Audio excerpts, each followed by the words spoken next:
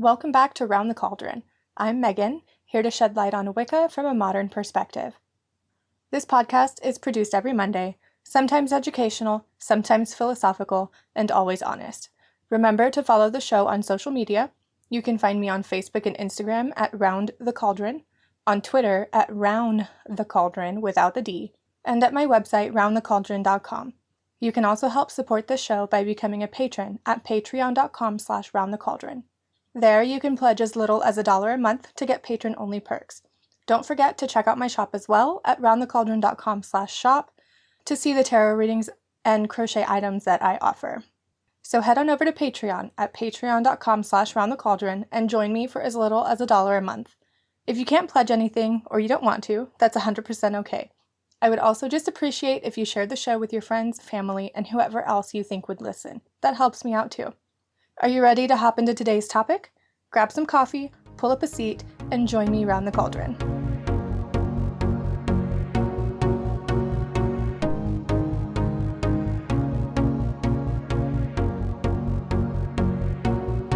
So for today's topic, I wanted to revisit something that I've already talked about before because my thoughts have changed, I have learned new things, and I have really just grown as a person, I guess. So today we are going to be revisiting the idea of theisms. So I've done an episode on this before about the difference between monotheism, duotheism, and polytheism. I'll go ahead and link that for those watching on YouTube. It'll be linked down in the description. For those listening on the podcast, that will be linked in the show notes. I don't remember what episode it was, but I'll link to it. So let's go over some basic definitions here really quick before I really dig into why I wanted to talk about this today. So there are several different types of theisms. The first one is atheism, and according to the dictionary, so all of these definitions are coming from the dictionary, okay? So atheism, and I've got my notes up over here on my computer so that I don't miss anything. Atheism, quoted from the dictionary, is a lack of belief or a strong disbelief in the existence of a god or any gods. So an atheist doesn't hold any religious beliefs typically. Then you have something called Henotheism, which isn't really a word that we throw around a lot today, but Henotheism is the worship of one god without denying the existence of other gods. So the best example I could think of in this would be, for example, if you worship a god from the Greek pantheon. Say you worship specifically Zeus and no other god or goddess. You worship the one god, but you do not deny the existence of the rest of the Greek pantheon. I believe I'm understanding that correctly, and I could be wrong. I'm not a scholar. I'm not an authority on this topic. But if you know any different, feel free to let me know. Leave a comment, send me an email, whatever. Then you have monotheism. Monotheism is the doctrine or belief that there is but one God. So Christianity, Islam, any other Abrahamic faith, those are going to be all monotheistic religions. Then you have duotheism. Duotheism is the, now this one, it's actually not in the dictionary, but it's a word that is thrown around a lot in the pagan community. Duotheism is a term that is used to describe the worship or belief in only two deities, only two gods or goddesses or a combination thereof. So the closest thing that I can find to duotheism is the traditional belief of Wicca, of the god and the goddess. Then you've got polytheism. Polytheism is the belief in or worship of more than one god. It's very obvious, very straightforward, you would think. Okay, so after we have polytheism, there is something called pantheism. I guess I should explain, like I have done with the rest of them, what polytheism is, or an example of polytheism. That would be um, Hellenistic paganism. I think that's how you say it. Or Norse paganism, or I believe it's also referred to as heathenry. I'm not sure. Don't quote me on that. I could be wrong. But it is exactly as it says it is, the worship and or belief in more than one god or goddess. So next comes pantheism. Pantheism is a little more confusing, I guess. It'll all make sense and it'll all tie in when I'm done with this conversation. But pantheism, according to the dictionary, is a doctrine that equates God with the forces and laws of the universe. Okay. We'll get into that one in a little bit. And then you have theism itself, which is just the belief in the existence of a god or more than one god or goddess. So the reason I wanted to revisit this topic is because of a conversation on Twitter, actually. It's not a conversation I was actively a part of, and it happened a while ago, but I did actually retweet the article, and I will link to that in the description and in the show notes. But the article really goes into the sorts of differences between these belief systems and how, as a community, we pagans are not always using the terms as they're supposed to be by their given definition. So what does that mean?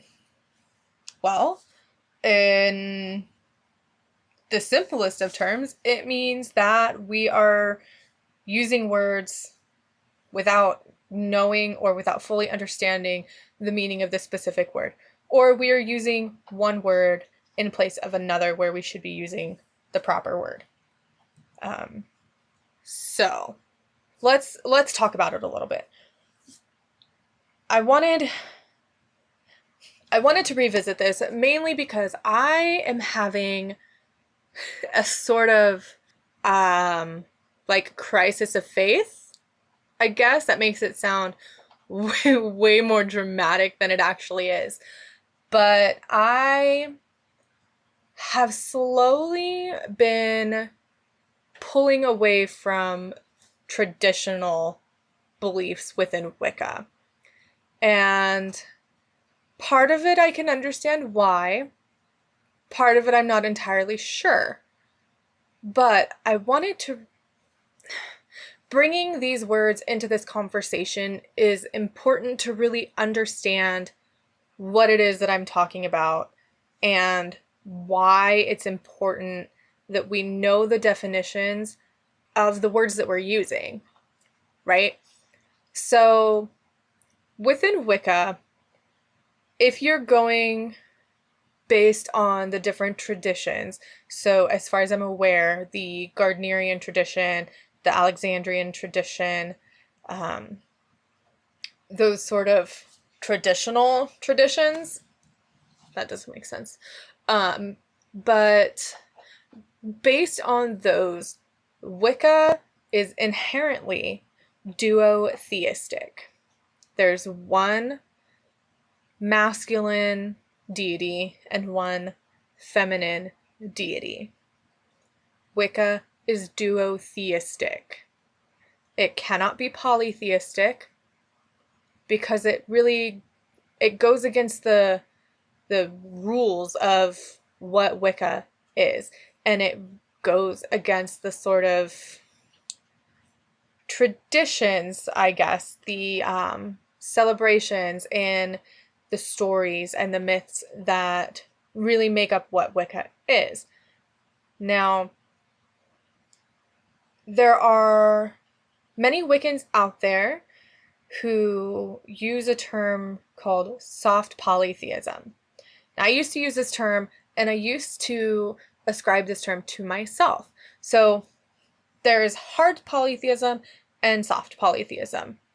Hard polytheism is the belief that every deity is a being in their own right, regardless of their pantheon, their cultural associations, if they have a duplicate in another pantheon, so like Aphrodite and Venus, you got Greek and Roman. Hard polytheism is exactly that. Everything is separated, everything is split, and there is a clear delineation between one god and the next.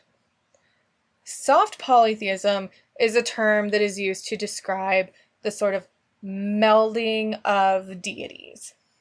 So in soft polytheism, it is seen that all gods are different facets of one god, and all goddesses are different facets of the one goddess. So you have, let's just use the term the mother goddess. Let's just use the term the mother goddess for now.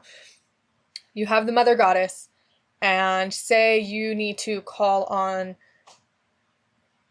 the aspect of the goddess that deals with, I don't know, passion or love. So a soft polytheist would call on the mother goddess in the aspect of Aphrodite, because Aphrodite is the Greek goddess of love and beauty. Right? That makes sense. In a sense, you have the goddess and you have the aspect of the goddess, the characteristic or the correspondence, right? That is what soft polytheism is about. However,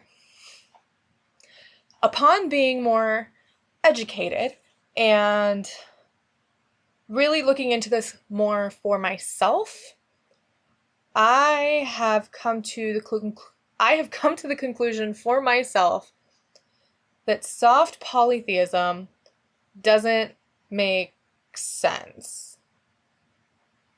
And I'll tell you why. Now, this idea is not my own. I cannot take credit for this idea.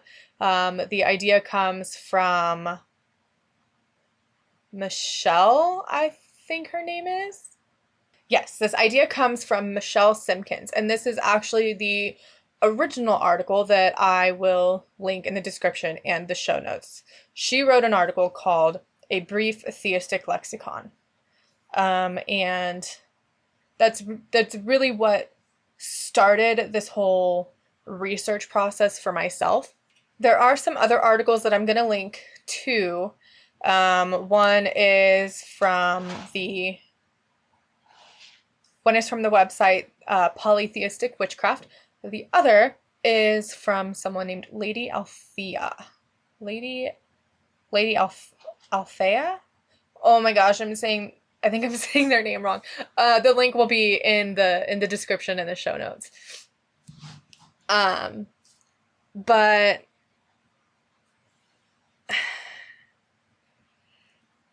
when you're talking about soft polytheism like this, what you're really describing is duotheism. Or to take it a step further, if you believe that all gods and goddesses are aspects of one higher power, that's monotheism under the guise of paganism, which is fine. I mean, not all monotheistic faiths are going to be Abrahamic, but we really need to take it upon ourselves to understand the terms that we're using. So Wicca is inherently duotheistic. It just is. What is taught, as far as I'm aware, now keep in mind, I do not belong to any tradition. I do not have any inner circle information. I am not initiated, so I don't have access to any of the mysteries of any tradition. So what I am saying here is basically my own research and my own opinion, obviously, from what I know. But Wicca is duotheistic at its core. Now, there's nothing wrong with that at all. But I think as a community, you know, I feel like I'm repeating myself. I think as a community, we need to revisit the words that we're using, how we're using them, why we're using them, and make sure that we really understand what they mean.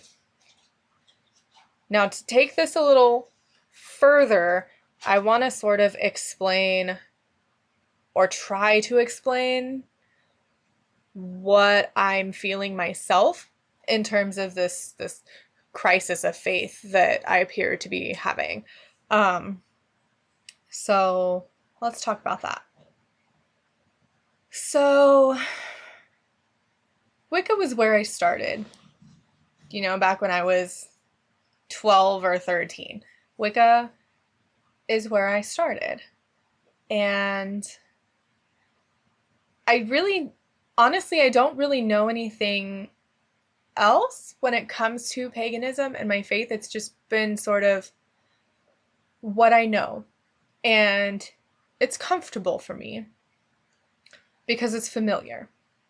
However, I've been doing some more spiritual development, I guess you would say, and really trying to grow in myself, identify my beliefs, give them a name, and really describe, just for myself, what it is that I believe. And I feel, you know, I need to be upfront with everybody because I'm putting myself out there. I'm not going to pretend to be something that I'm not, right? So what's really happening for me is that Wicca itself doesn't necessarily feel like home anymore. Part of it does, and that's the part where paganism comes into play. I can never see myself really going back to any sort of Abrahamic faith. That is not at all what I believe. But I'm having some trouble after revisiting these ideas and these specific definitions, really ascribing myself wholly 100% to Wicca. Now, this is because I always used the term for myself, soft polytheist. But I don't think that really applies. I don't see Caradwyn and Rhiannon as two different aspects of the same goddess. I don't. I see them as two separate and equally deserving deities. The same thing for Persephone and Hera, and Hestia and Apollo, or Hestia and Artemis. And, you know, I don't see them as being the same. And that's really, at its core, that's really what is causing me to have this internal conflict with myself, because I thoroughly enjoy celebrating the Sabbath. I thoroughly enjoy getting out there and just being part of Earth and enjoying the life that I'm living. But I don't hold the belief of one God and one goddess. And I don't feel like I can accurately call myself a Wiccan if I do not hold that belief. Oh my God, I said it out loud.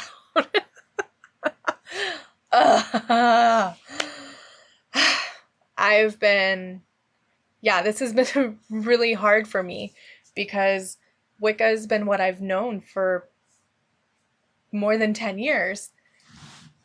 And I feel like this belief has always been in my heart.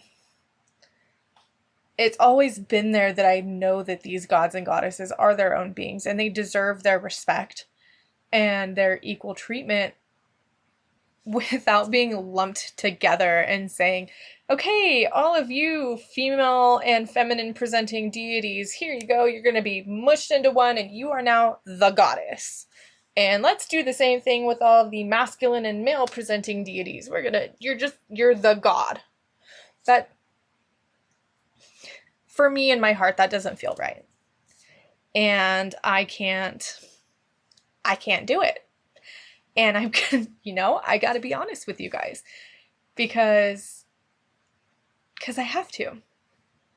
Because I'm still doing this, and I'm still going to do. I'm not going to stop my podcast, and I'm not going to stop my YouTube channel. Like, that's not going to happen. It might go in a little bit of a different direction, as far as witchcraft and paganism instead of specifically Wicca focused ideas. But I'm not going to stop what I'm doing. I just need to approach it in a different way, I guess. And you guys need to know, because you're the ones watching, you're the ones listening, and you're part of my little community here. I've talked to several of you, and it makes me really happy that you guys get something out of what I have to say. So I just needed to tell you, in case the direction that this does go in is something that you're no longer interested in. And that's okay. That's totally 100% okay. I'm still probably going to have this crisis of faith for a while longer. It's something that I really, really, really need to think about and meditate on and do some soul searching and lots of shadow work to figure out what the heck I'm so afraid of. Because I'm not going to lie, it's scary when you have been living with these beliefs for so long and then all of a sudden things change. And I'm not going to pretend they changed overnight because they didn't. When I was still living in Nevada over a year ago, I remember sending a message to my sister-in-law and saying, hey, I'm having a problem because of the way that I held my beliefs, that I didn't believe in hard polytheism, and I didn't believe that the deities were separate beings. But I was having a problem because I was feeling very drawn to just one specific deity in general. And I was telling my sister-in-law about it, and I'm like, I don't know what to do. Because that wasn't part of my belief system back then. And up until recently, I guess I had been kind of denying that part of it. Mostly out of fear and uncertainty, because once I take away that aspect of Wicca, that aspect of, this is something that I've been doing for a very long time, I don't know anything else. And that's scary. I'm going to have to pull back a little bit. I'm going to have to revisit different pantheons, different belief systems. Most of my core beliefs, those aren't going to change. I have always held the core beliefs of something along the lines of the Wiccan Rede, and it harm none, do as ye will. However, I'm not an optimist. So I guess that's something that I was having difficulty dealing with too, is how do I wrestle with the fact that Wicca's tenet, and it harm none, do as you will, does not really allow room for self-defense or taking matters into your own hands, if you're going to be doing harm to another being. I've had some pretty crappy things happen in my life, and sometimes I think Wicca can take that aspect, that tenet, the guideline of and it harm none, a little too far.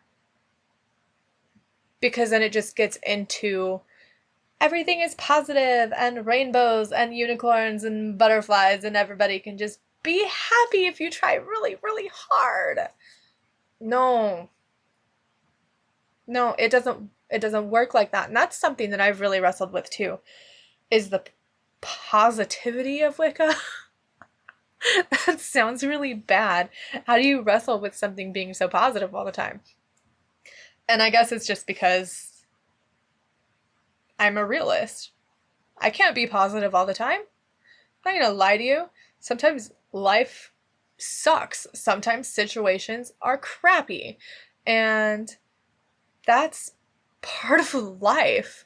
That's part of learning. It's part of spiritual growth. It's part of cognitive development. And it's just part of life. And sometimes it just sucks. But we deal with it. I'll also link in the description and in the show notes for podcast listeners, if you haven't listened to it already, the episode that I did about toxic positivity, because that's a really big issue in the whole world right now. But mainly in the New Age metaphysical self-care is everything community. So yeah, that's that.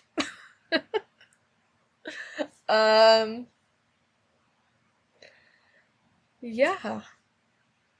Now I just need to figure out where to go from here and what to do about it. I don't know. I'm nervous. I'm excited. But I'll figure it out. And I'll share it all with you. Yeah. So I encourage you all to really do your own research into these terms, into the belief sets, and take a look at what it is that you believe and how these words apply to you. Now, I know me saying that soft polytheism doesn't make sense in a term, in like putting it with polytheism, as in the belief or worship of more than one or more than two deities. Blah, blah, blah. I know me saying soft polytheism doesn't make sense in a polytheistic viewpoint might upset some people. And it's not my intention to make anybody angry. It's not my intention to upset anyone. What is my intention is to really bring about the education and the philosophy and theology and linguistics and semantics and all of the icks and isms, bring those to the forefront as accurately and honestly as I possibly can. Sometimes learning new things are uncomfortable. Sometimes they're scary. But you shouldn't let that deter you from learning new things, even if it means that you have to revisit your entire, what you call your belief system. That's what I've been doing for more than a year now. It's trying to figure it out. So before I go, I just wanted to remind everyone that my shop will be updating on the full moon, which is September 13th. If you haven't signed up for my newsletter already, head over to my website, roundthecauldron.com, and sign up for my newsletter so that you will be the first to know when all of my new products go live. Make sure you're following me on Instagram because I am giving sneak peeks of my new crochet products. And if you don't follow me on Twitter, you probably don't know, but I have decided that I think I decided on 15%, 10 to 15%. We'll have to see, of all proceeds from my sales from my shop will be donated to the Johns Hopkins Sjogren's Syndrome Center.